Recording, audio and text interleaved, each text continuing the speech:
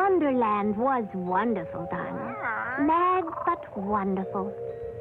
But Madeline lives in Paris. Paris. That's a Wonderland that's real. All I needed to do to get to Wonderland was to fall down a rabbit hole or step through the mirror. But let's face it takes money to get to Paris. Why does Paris have to be so far away? Far away? Oh, but no, mademoiselle. This is Paris.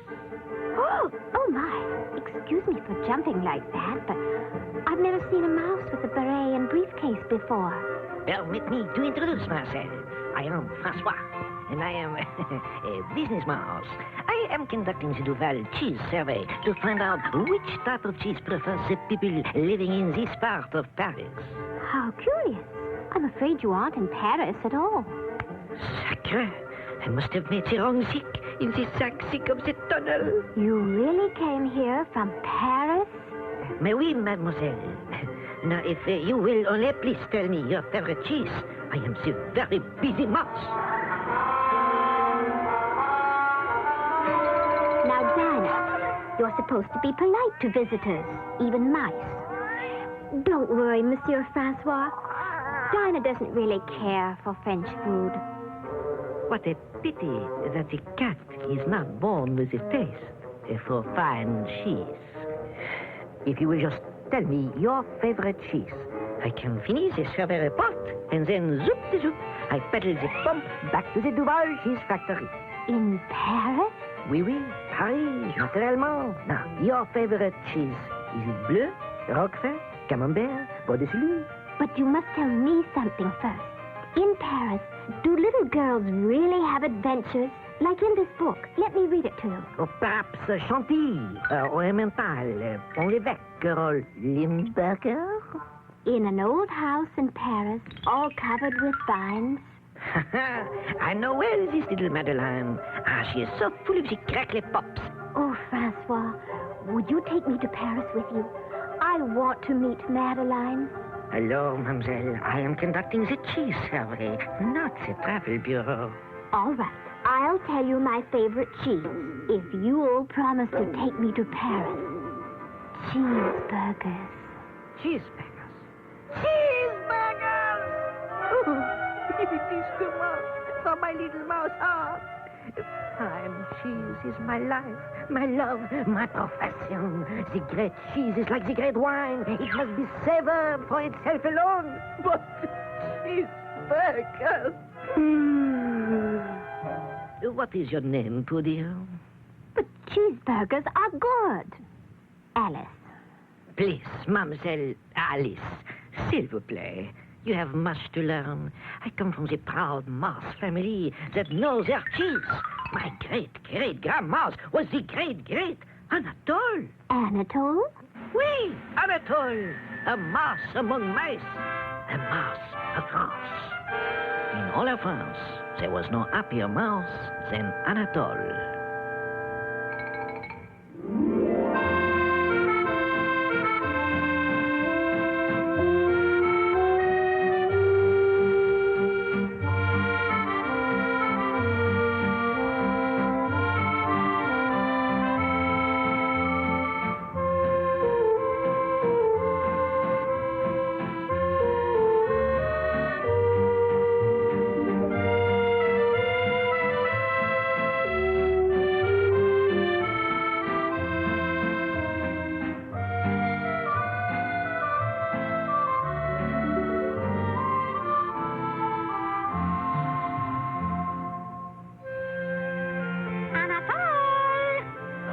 Ma chérie.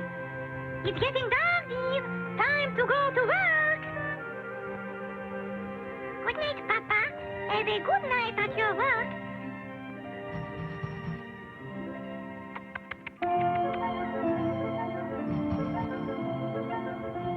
Mama, where does Papa work every night? At the great Duval cheese factory, son.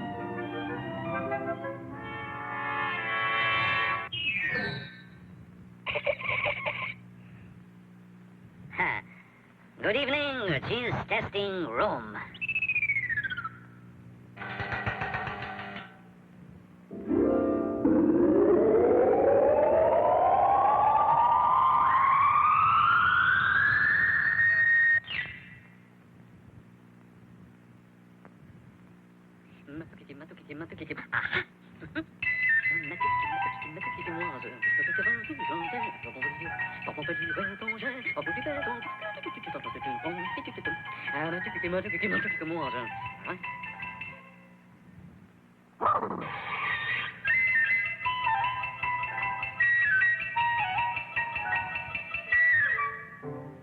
Oh, those mice! Those terrible mice! Look at our beautiful cheeses! Ruined! We can't sell our cheese after a mouse has touched it. All mice are villains. We must rid our factory of them once and for all. Mice are a disgrace to France.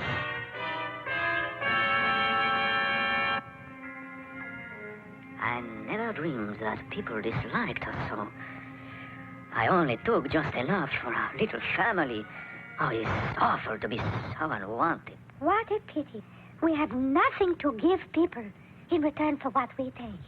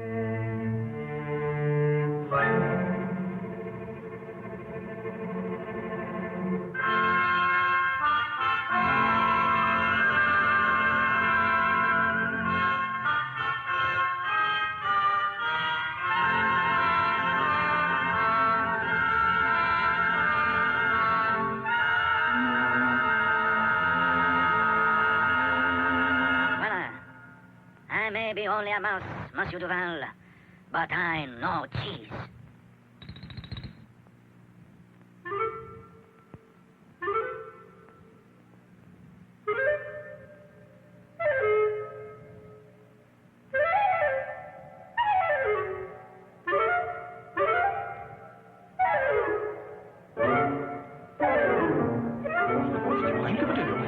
What is going on here? For those little signs here? What did they say? What is going on here? Why are you cheese testers not busy testing cheese? Look, someone has already tested it. Anatole? Touché. This Anatole is right. This Roquefort does need more orange peel. More orange peel in the Roquefort. More orange peel in the Roquefort. More orange peel in the Roquefort.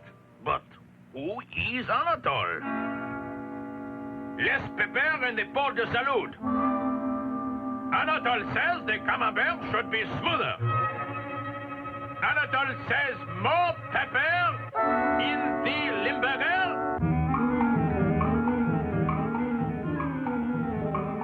People are buying our cheese as fast as we can make it.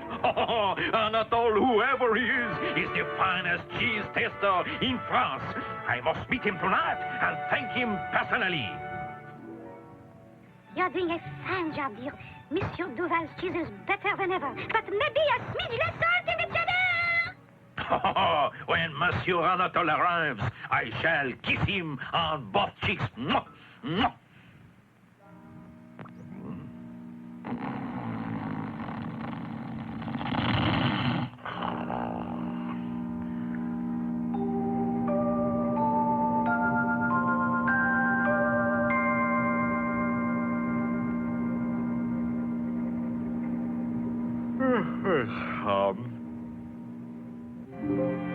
Maybe I leave him instead. A nice letter.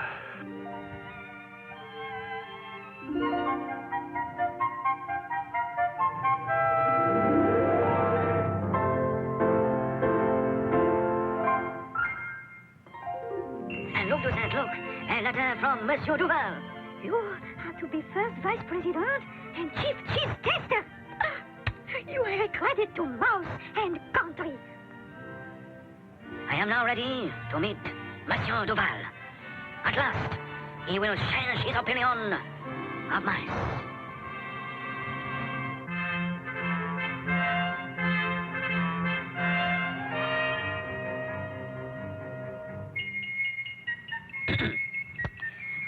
Pardon, monsieur. Allow me to introduce myself. A mouse. I am Anatole. Anatole? A mouse? A mouse! Mademoiselle Eclair, come quickly. Observe. He is Anatole. He's a mouse, monsieur. He is Anatole! Quickly, you know what to do. Oui, Monsieur Duval. Oh, thank heaven. Oh, she is just in time. No, monsieur. It is a mistake. Go away, s'il vous plaît. Go away. Wait.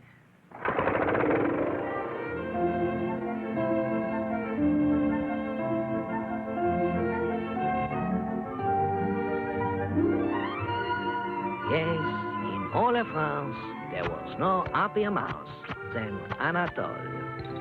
You can be proud of your great-great-grandmouse, Monsieur Francois. I try, Mademoiselle Alice, to carry on the family tradition. At this very moment, I am blown with a grand inspiration. You, my dear, are lovely, charmant, graceful, and you know absolutely nothing about the cheese. In other words, you are perfect. If I know nothing in school, I'm never perfect. It's quite the other way around. I will take you to Paris. You shall taste all of our cheese, and you will tell me which one you like the best. You will be the perfect guinea pig. I beg your pardon. Did you say you would take me to Paris? Of course, on my bicycle. But can you manage? It's so tiny. It's really only a mouseicle. Have no fear, Francois is here with the latest Duval miracle cheese. The secret ingredient is the same magic mushroom you ate in the Wonderland. You mean? Oui. One little nibble, and you will be weeny teeny like me. Oh, it's just like my daddy says. It's the best if you can travel on business. Give me the magic cheese, Francois. Oh, this cheese makes me feel all nibbly-wibbly.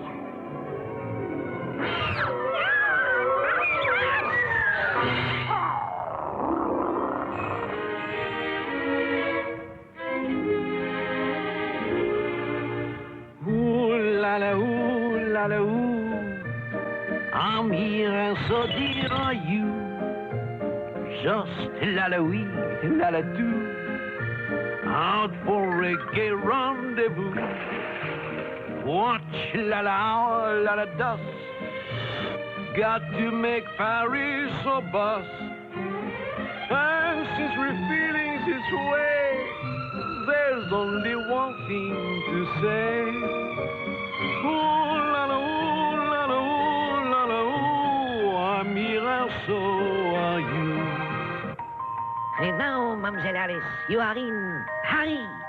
We are at this very moment passing directly under the Champs-Élysées.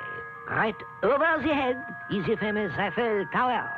And here, exactly above us, is the Cathedral de Notre Dame. Isn't it thrilling?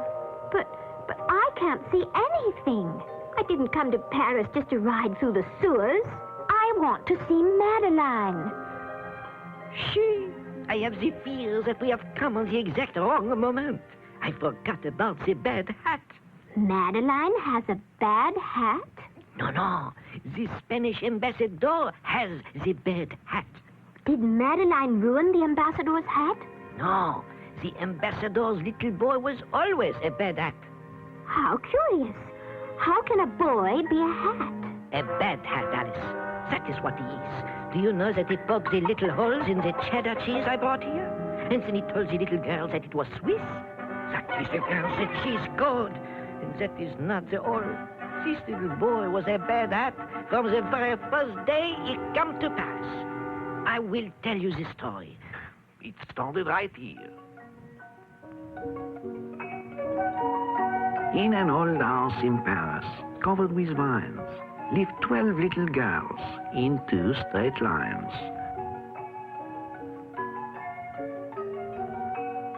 They left the house at 9:30, in 2 straight lines, in rain or shine. The smallest one was Madeline. One day, the Spanish ambassador moved into the house next door. Look, my darlings, what bliss, what joy! His Excellency as a boy. Madeline said, it is evident that this little boy is a bad hat. In the spring, when birds sing, something suddenly went zing, causing pain or shocked surprise during morning exercise.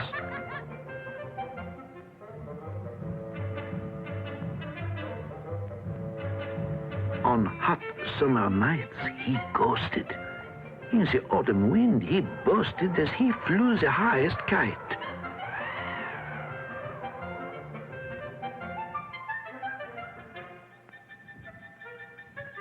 Year in, year out, he was polite. He was sure and quick on ice, and Miss Clavel said, isn't he nice? One day, he climbed upon the wall and cried, come, I invite you all. Come over sometime, and I'll let you see my toys and my menagerie, my frogs and birds and bugs and bats, squirrels, hedgehogs, and 2 cats. The hunting in this neighborhood is exceptionally good. But Madeline said, please don't molest us. Your menagerie does not interest us.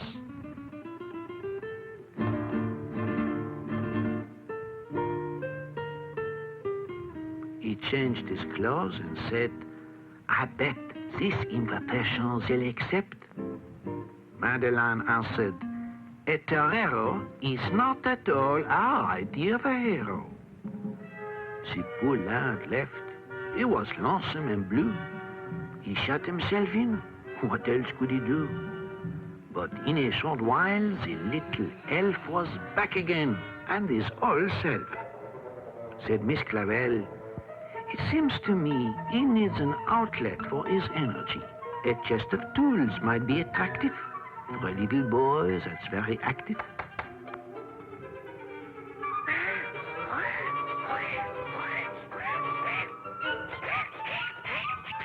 I knew it. Listen to him play. Hammering, sawing, and working away. Oh, but that boy was really mean. He built himself a guillotine.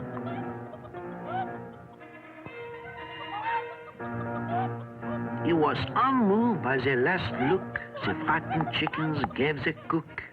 He ate them roasted, grilled, and frito.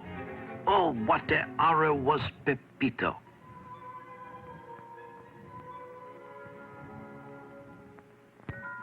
One day, when out to take the air, Madeline said, oh, look who's there. Pepito carried a bulging sack. He was followed by an increasing pack of all the dogs in the neighborhood. That boy is simply misunderstood. Look at him bringing those doggies food. He said, let's have a game of tag and let a cat out of the bag. There were no trees, and so instead, the cat jumped on Pepito's head.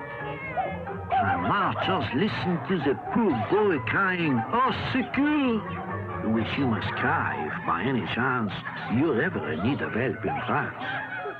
Miss Clavel ran fast and faster to the scene of the disaster.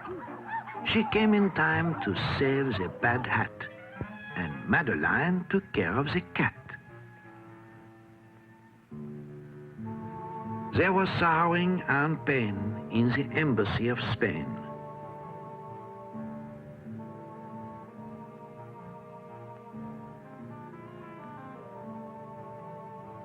The ambassadress wept tears of joy as she thanked Miss Clavel for saving her boy. Nothing, said the ambassador, would cheer up poor Pepito more than a visit from next door. Only one visitor at a time. Will you go in first, Miss Madeline? So Madeline went in on tiptoe and whispered, Can you hear me, Pepito? It serves you right, you horrid brat, for what you did to that poor cat. I'll never hurt another cat, Pepito said. I swear to that. I've learned my lesson. Please believe I'm turning over a new leaf. That's fine, she said. I hope you do. We all will keep our eyes on you. And lo and behold, the former barbarian turned into a vegetarian. And the starling and turtle, the bunny and bat, went back to their native habitat.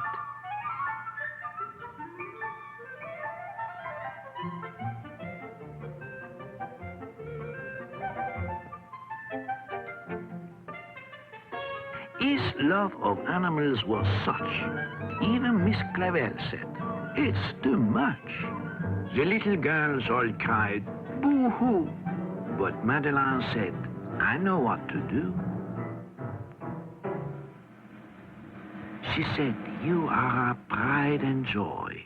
You are the world's most wonderful boy."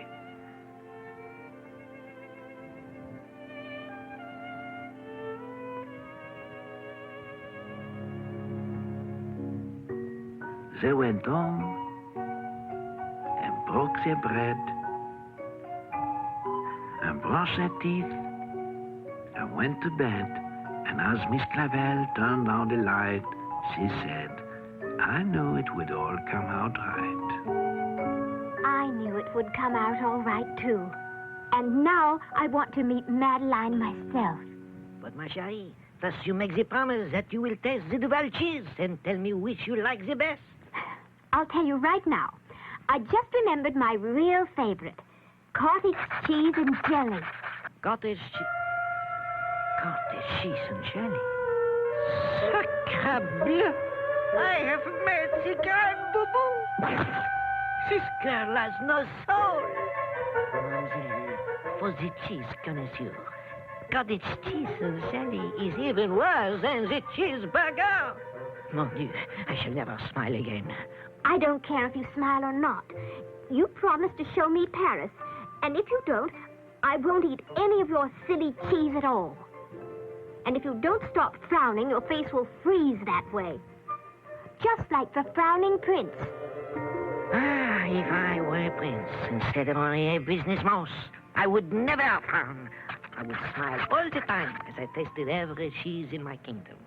Well, I can tell you about a prince who always frowned, and nothing could make him stop. Not even a fragrant slice of camembert? Not even that. He lived in a faraway land, even farther than Wonderland. One day, his father, the king, sat upon his throne, reading him a story. Once upon a time, in a faraway land, there lived a beautiful princess with an irresistible smile. All who gazed upon it were forced to smile themselves. Nobody can make me smile. Look. Your face might stay like that, you know. It is staying like this. It won't move. Be quiet. And next to the kingdom of the smiling princess was another kingdom. I want that frown removed from your face immediately. It is a royal command. It is an immovable frown. It is not. It is so. There is no such thing. What is the trouble? Did you have a bad day at the wars? It was an excellent day. One glorious victory after another. I have an immovable frown. You have not.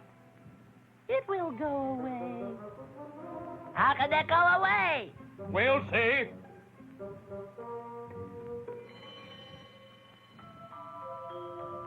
Send for the jesters.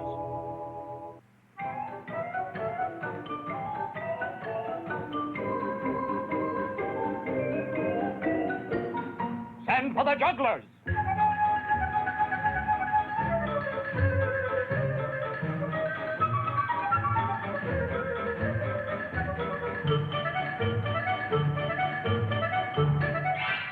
Send for the tumblers.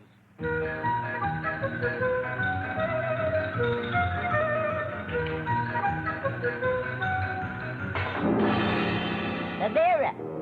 I only looked at it. The tumblers did it. They shook the walls and cracked the glass. Enough.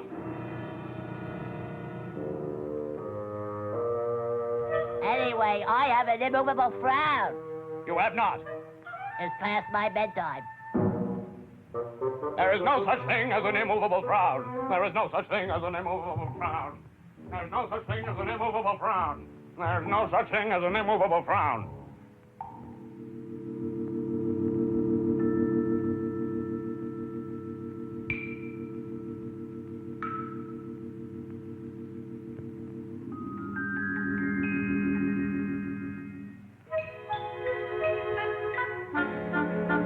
I told you it was an immovable frown.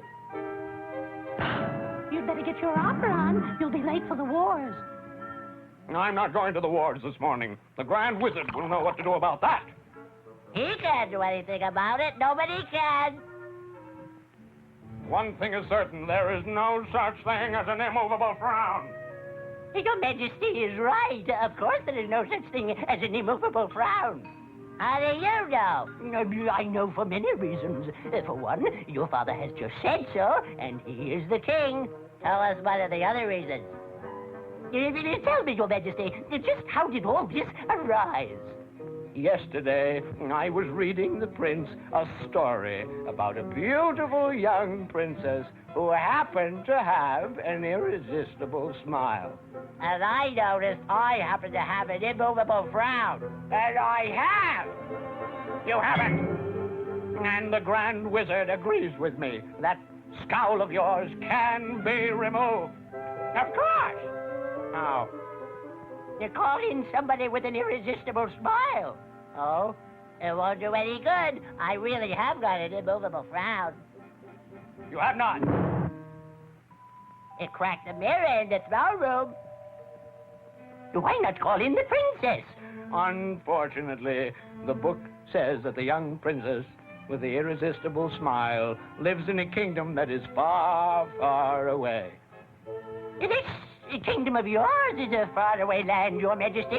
And if two lands are both far away, they must be close to each other. But there is no kingdom nearby except the one we are having the wars with.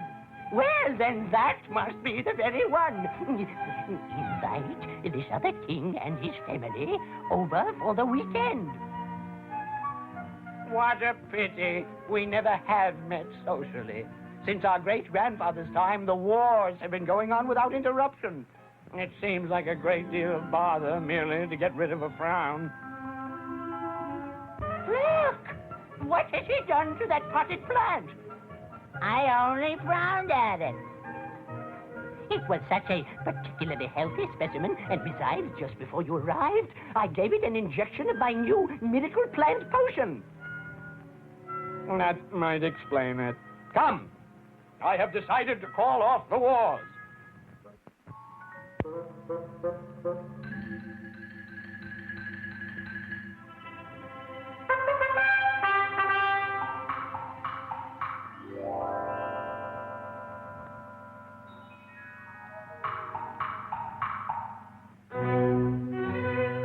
The peace treaty is signed, sire. The wars are ended. I don't know what I'll do with my time from now on. Did you see the young princess? Yes, Your Majesty. I gazed upon the princess myself. She has an irresistible smile. Very good. Let us prepare to entertain our royal guests for the weekend.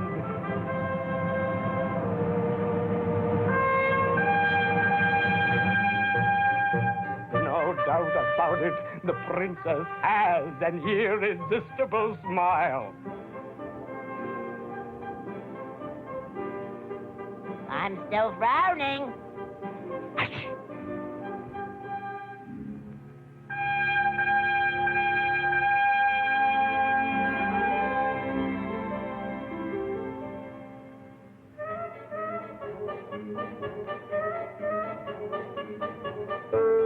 Put down that trumpet and say hello. Hello. Smile, girl, smile.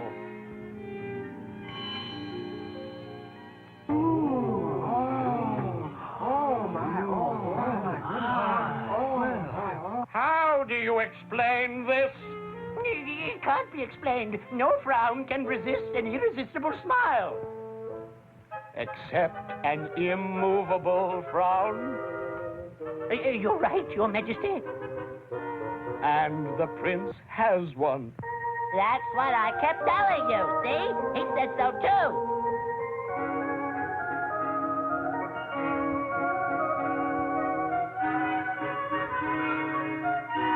I have an immovable frown.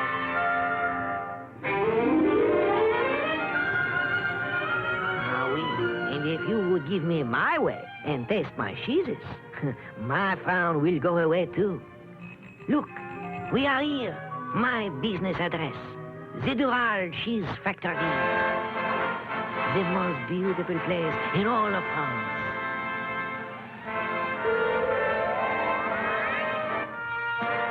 Is it not marvelous, Mademoiselle Alice? It certainly is smelly. Oh, yes, the parfum de fromage. And now, you take the little bites from each cheese, and I will make the little knots.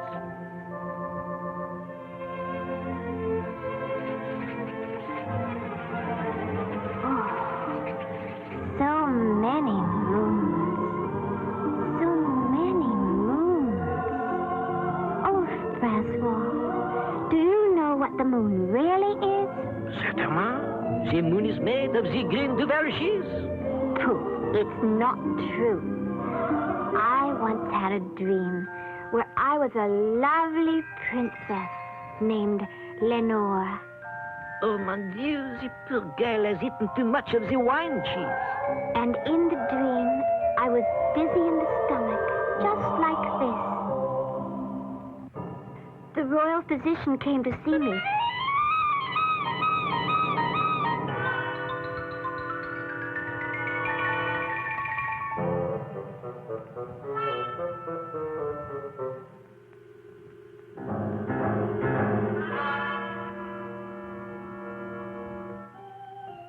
And my father, the king, was very worried.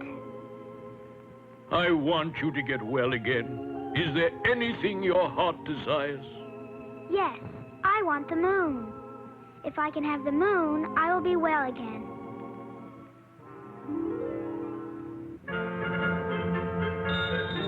Lord High Chamberlain, I want you to get the moon. If the Princess Lenore can have the moon, she will be well again. The moon? Yes, the moon. Get it tonight, tomorrow at the latest. It just happens I have a list of things I have got for you in my time, Your Majesty. Let me see now. I've got ivory and apes, peacocks, rubies, opals and emeralds, black orchids, pink elephants, blue poodles, gold bugs, scarabs and flies and amber, hummingbirds, tongues, angels, feathers, unicorns, horns, giants, midgets, mermaids, troubadours, minstrels, and dancing women, a pound of butter, 2 dozen eggs, and a sack of sugar. Sorry, my wife wrote that in there. I don't remember any blue poodles. It says blue poodles right here on the list, and they are checked off with little check marks, so there must have been blue poodles. Never mind the blue poodles. What I want now is the moon. But the moon is out of the question, Your Majesty. It is 35,000 miles away, and it is bigger than the room the princess lies in. Furthermore, it is made of molten copper. I cannot get the moon for you. Blue poodles, yes. The moon, no.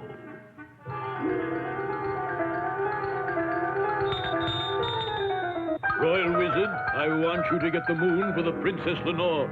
I have worked a great deal of magic for you in my time, Your Majesty. Now, let's see. I have squeezed blood out of turnips for you, and turnips out of blood. I have produced rabbits out of silk hats, and silk hats out of rabbits. I have conjured up flowers, tambourines and doves out of nowhere, and nowhere out of flowers, tambourines and doves. I have given you 7-league boots, the golden touch, and a cloak of invisibility. I got horns from Elfland, and gold from the rainbow. What I want you to do now is get me the moon. The Princess Lenore wants the moon, and when she gets it, you'll be well again. Impossible. It is 150,000 miles away. It is made of green cheese, and it is twice as big as this palace. Nobody can get the moon.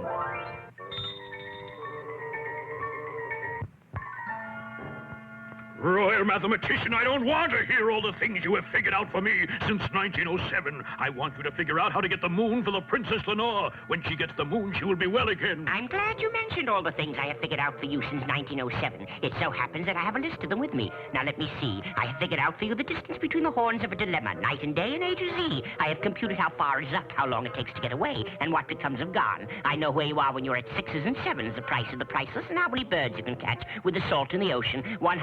187,796,123, if it would interest you to know. I don't want to hear about 700 million imaginary birds. I want you to get the moon for the Princess Lenore. But, Your Majesty, the moon is 300,000 miles away. It is round and flat like a coin, only it is made of cardboard, and it is half the size of this kingdom. Furthermore, it is pasted on the sky. Nobody can get the moon.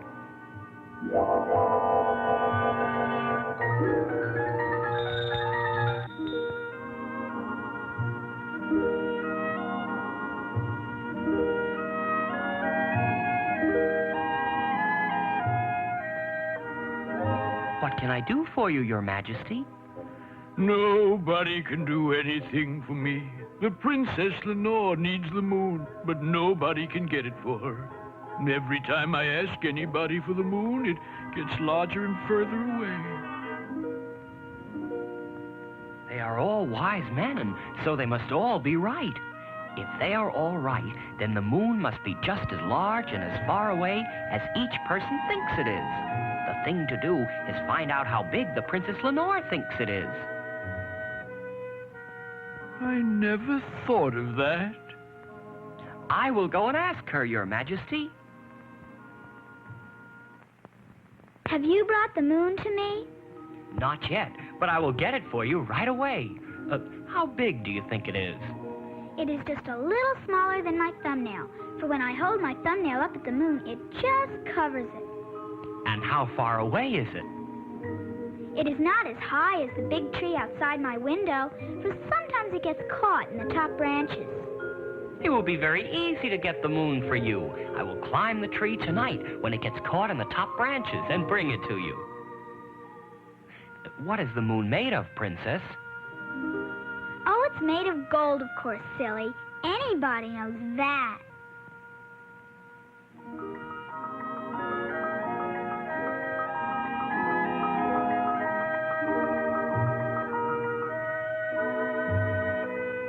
What is this thing what you have asked me to make? You have made the moon. Oh, the moon is 500,000 miles away, and it's made of bronze and round like a marble. That's what you think.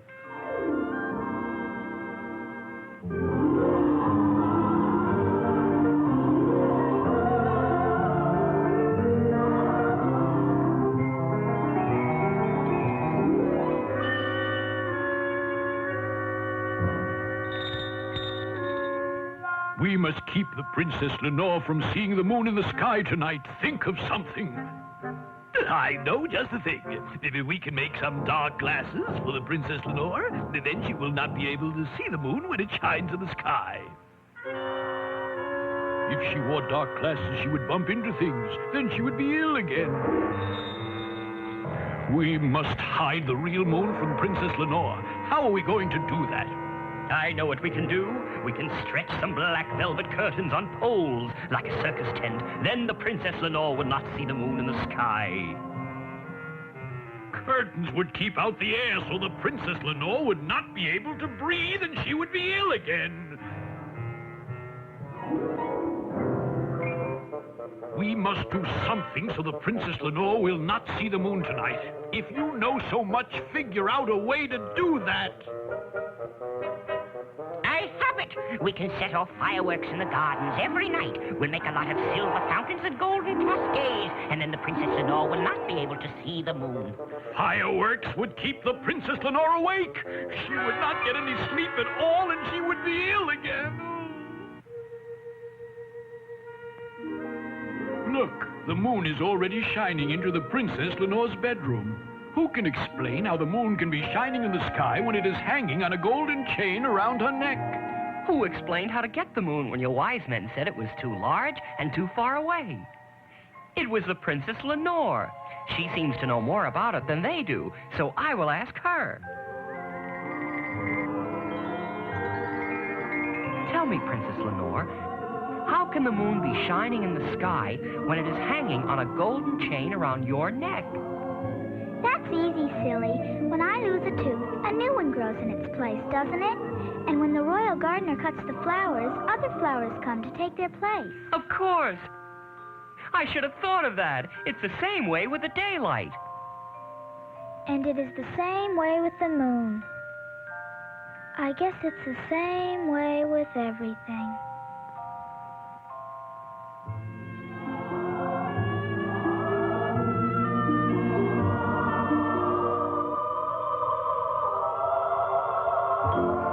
Charming dream, Alice. But please, can't you tell me which is your favorite moon? She's... Francois, you are a one-track mouse. Oh, they're all okay, I guess. But how can I be sure till I've tried them in a cheeseburger? Oh, no, not again with the cheeseburgers. I will be a disgrace to my family, to Monsieur Duval, to France. I am ruled. Now you're frowning again. But really, Francois, all of your cheeses are just fine. When I grow up, I'm sure I'll learn to like them. But now, can I please go to visit Madeline? Ah, bien, little lady. Let us go. But wait, we are just now passing the Gypsy Carnival, where I myself last saw the little Madeline. But this isn't where Madeline lives. Oh, but I saw her here with my own little beady mouse eyes. I was studying the cheese-eating habits of the gypsy camp, and I see they all sing. Of course, the story starts in that same little house, all covered with vines, where live the little girls in 2 straight lines. They left the house at 9:30. The smallest one was Madeline.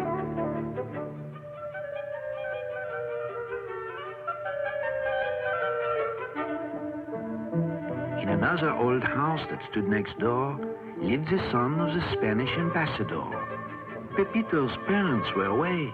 He had no one with whom to play.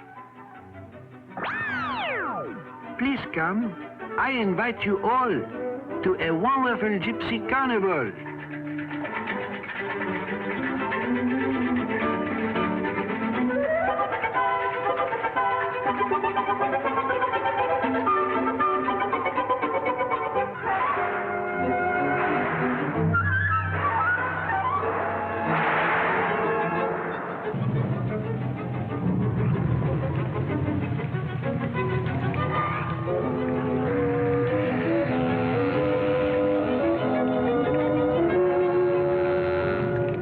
Children, off with these things. You'll eat in bed.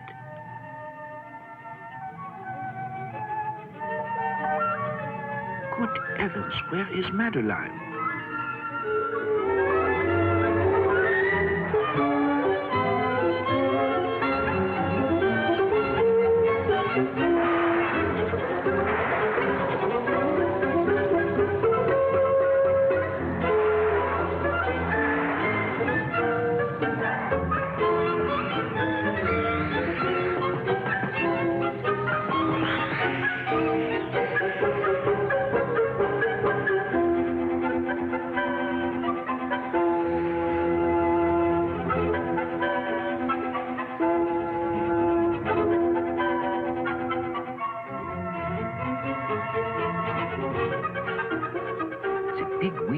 Folded as a tent. They packed their wagons and away they went. For gypsies do not like to stay. They only come to go away.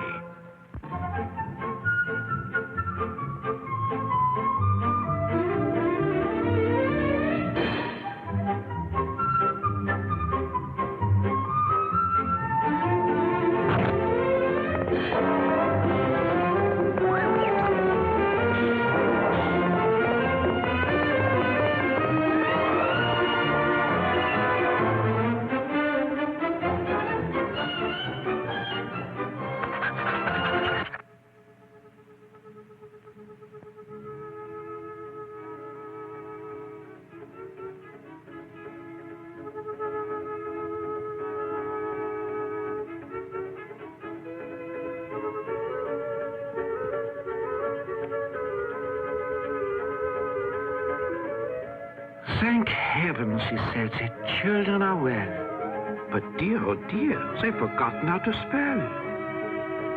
She studied the postmark, then fast and faster, they rushed to the scene of the disaster.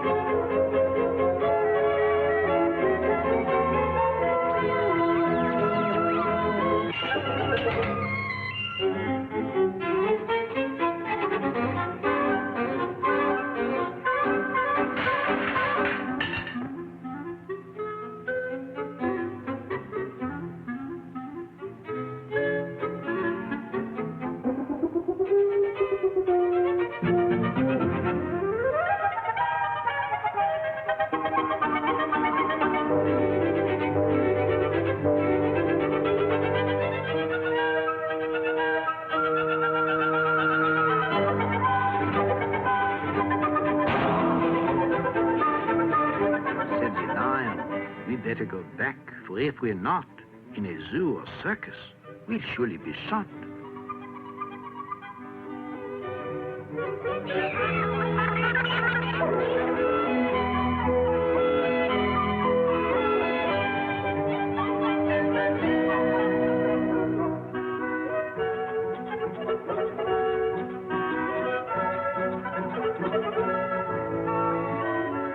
Pepito said, no work and all play. It's no fun if you have to do it all day. Oh, look, Pepito. Here comes someone we know. Dear Miss Clavel, at last we found you. Please let us put our arms around you.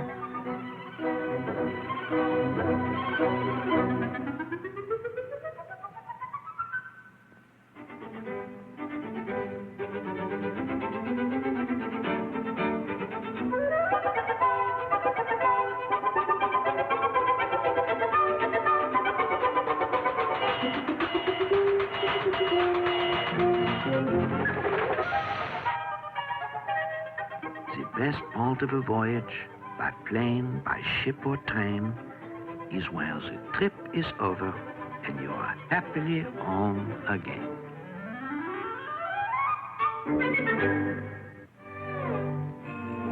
I'm beginning to think that's true after all. But I don't want to go home again until I see Madeline. It's my dream to be like her. Ah, we all have the dreams, little Alice. I dream that I will make the cheese so perfect, so delicate, so delicious, that it will be known all over the world as fromage Francois.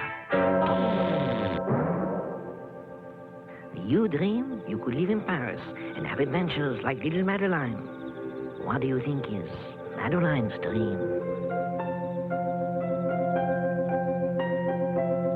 Why, she's dreaming about me. We are silly. We are dreaming about each other. Alice, Alice, look! You are growing again! But Topsicle cheese is not yet perfect. The effect is wearing off.